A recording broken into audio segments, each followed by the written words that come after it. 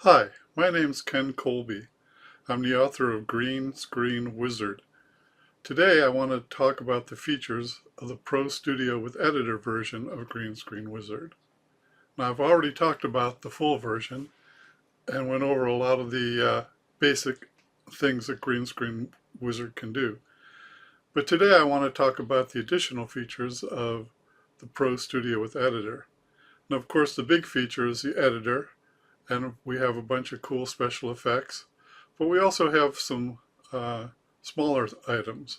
One is called Pick Background. So if you click Pick Background, it goes to your background directory and chooses a bunch of backgrounds for you to show your clients. Let's say we just select that. That's all there is to it. The second time you go to Pick Background, it doesn't have to recompute the layout. And there you go. So it's a simple but powerful feature if you want to have a client look at a bunch of backgrounds all at once to help you choose.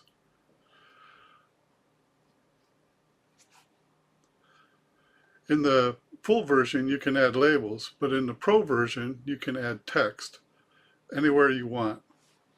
And we've actually upgraded it in version 10 so that you can use the mouse to position things. So let's take a look at that, but first let's load a background. We're going to make an advertisement for a pirate ball. So let's see, here we go. And just to quickly demonstrate another cool feature of new version 10, let's use the cartoon effect on this to make it look a little graphic. Okay, now we're going to add some text to it, and we're going to call it Pirate Ball.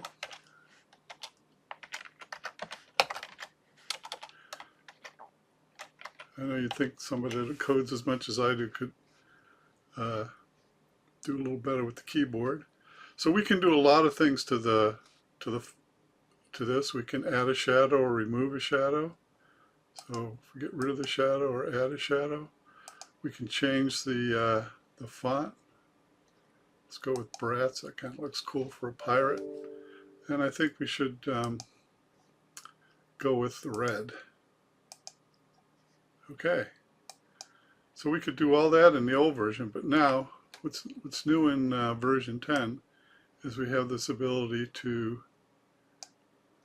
scale with the mouse just the way we did before. So if you push up on the mouse, it scales up. All right, so there's our pirate ball. And let's add some more text. So we'll give it a date, September 22nd, comma, oops.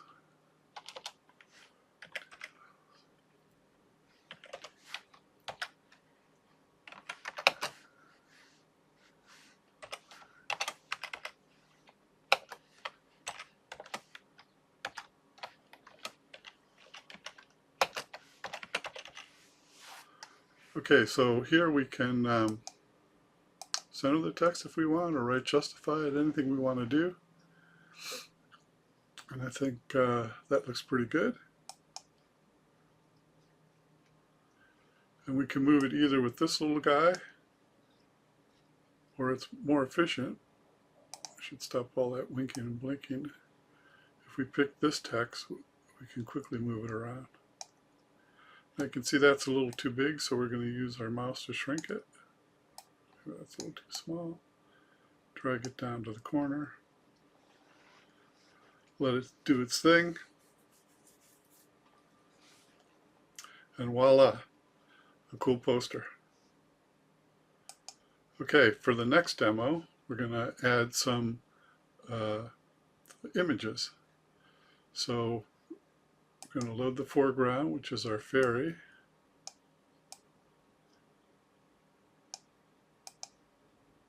She's kind of wide, and the background I'm going to choose is wide, so we're going to go with a wide format.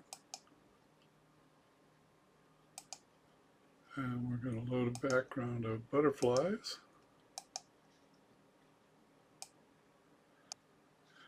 Okay, so let's go add an image to the background. So we hit Effects and Add Image, and we need to load an image. Okay, and we click OK, and we can move it with the mouse like we did before. They're kind of a little small, so we'll make them a little bigger. If they get too big and you can't use the little square anymore, you can always still use the blue scaling capability. But we have another problem. They're in front of the girl, not behind the girl. So let's let it settle down here. We can click Edit, and we can choose Background Layer. And see, that puts it behind the background. And so that's how you add images to text. I'm sorry, that's how you add images to a background or a foreground in Green Screen Wizard. A lot of times you use this to add a logo that you want to put in front of the person and have the background be behind the person. Okay, let's look at another feature called Freeze to Background. And for this, we'll go back to the beach.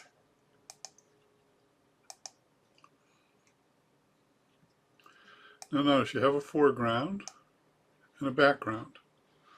But what if we want to add another subject to this? That's what Freeze to Background is all about. So we click Freeze to Background, then we load another foreground.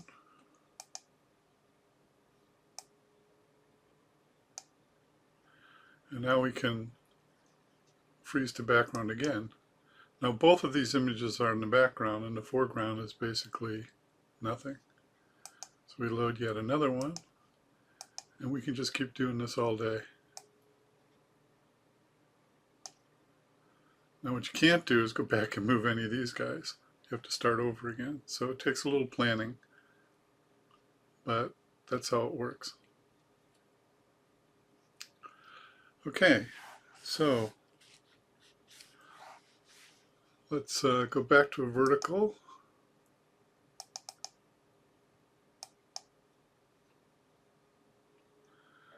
And we'll load a foreground. And we already saw this, but we'll do it again just for fun.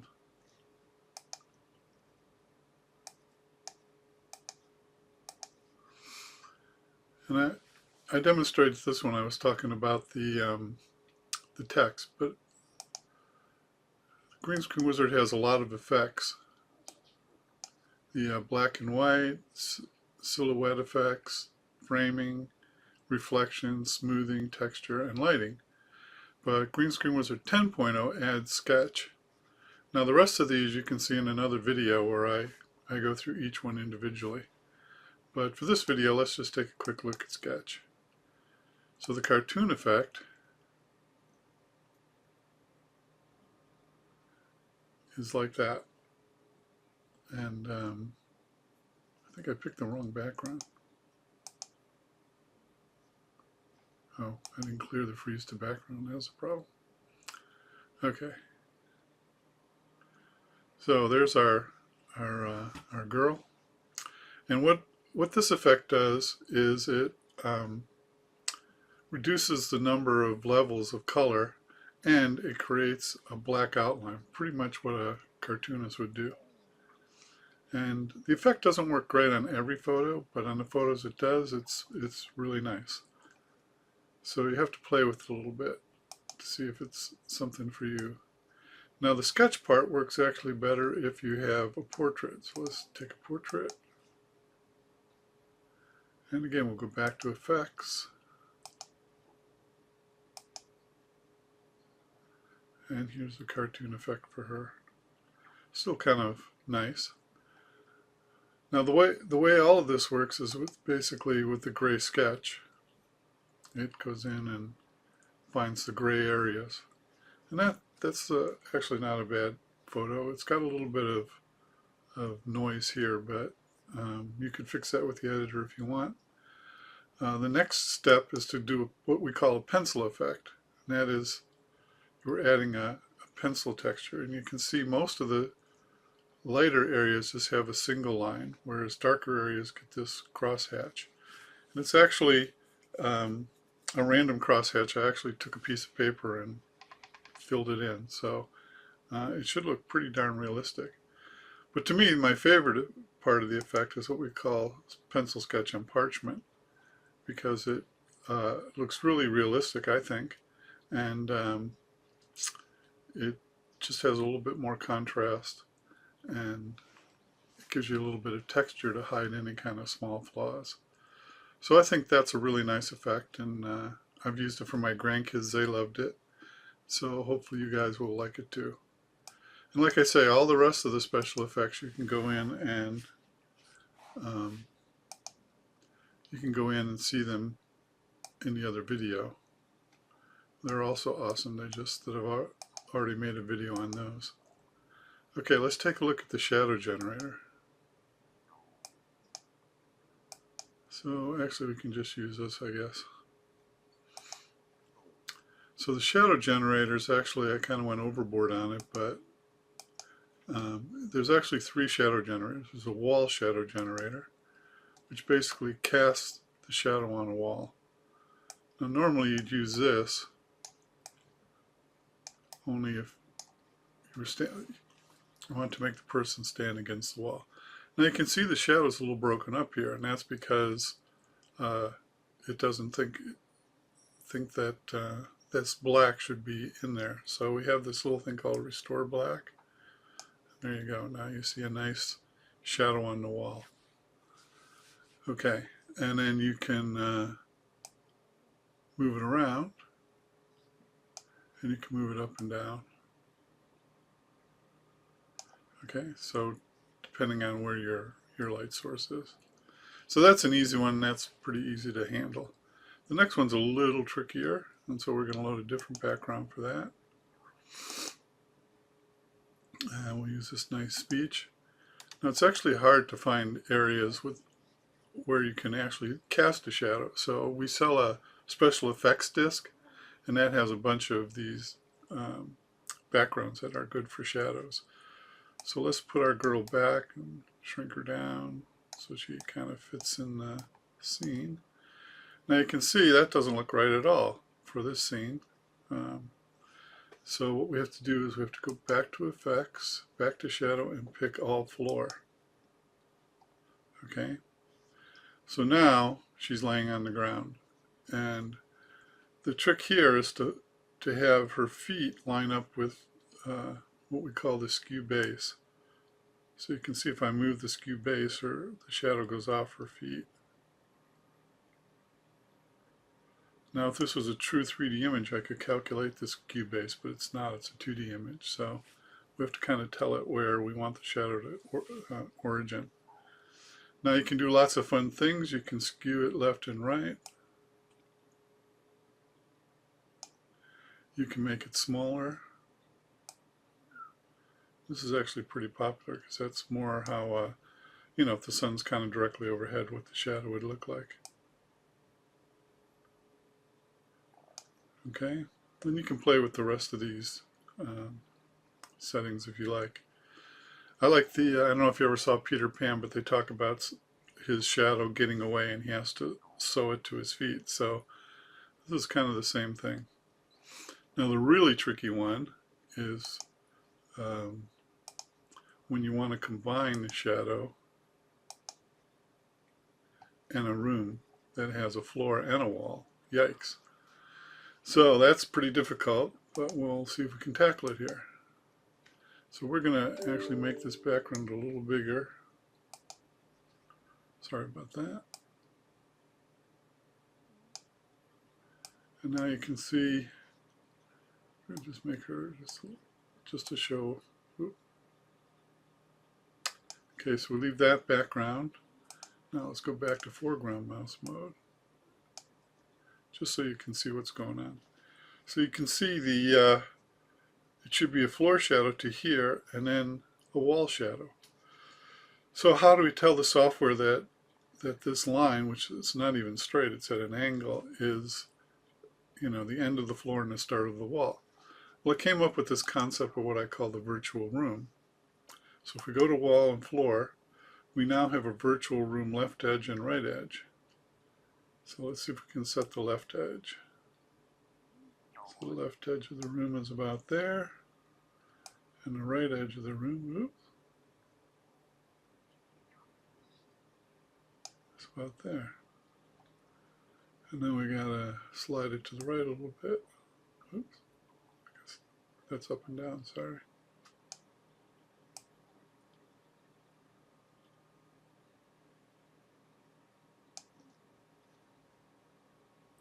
And there you go. With some fine tuning you can, actually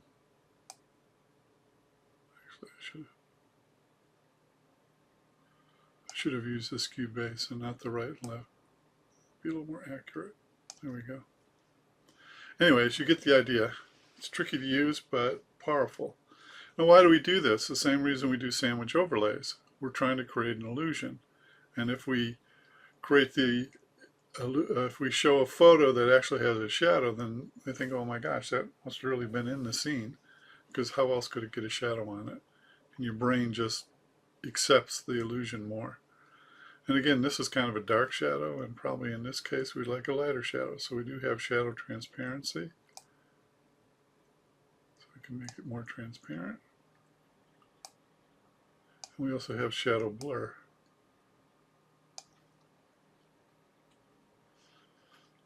So there you go. If it's a diffuse light, you get sort of a blurry shadow.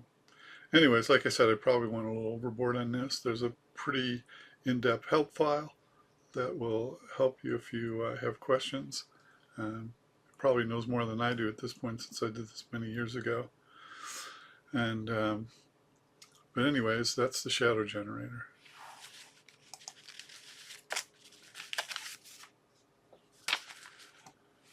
Okay, and of course the main feature in this is the editor. So let's load a background.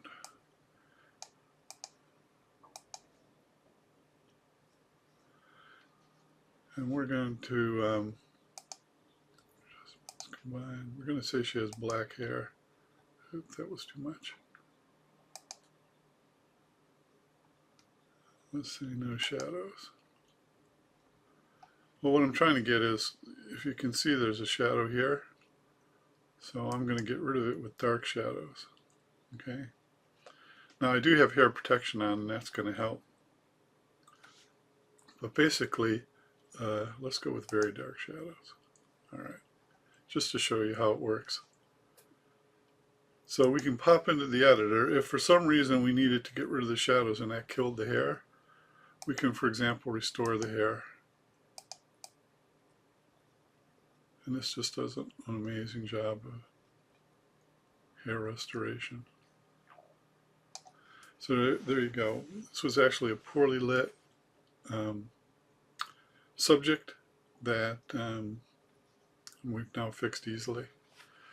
So I did a whole video on all the things you can do with the editor, but there's basically 3 reasons to use it. 1 is to restore and refine hair, because hair is the most difficult.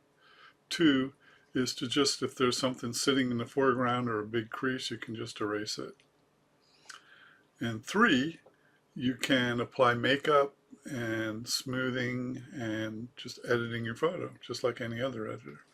And I find this extremely useful. In the past, I'd have to save a green screen image, go into Photoshop, fix it up, come back into Green Screen Wizard, and with the editor, you don't need to do any of this. So this is really the jewel, and I'm not going to show you all the features because I have a whole video on the features of the editor. But if you're a professional photographer or you plan to sell your images, then you really do need the airbrush editor to add the fine points.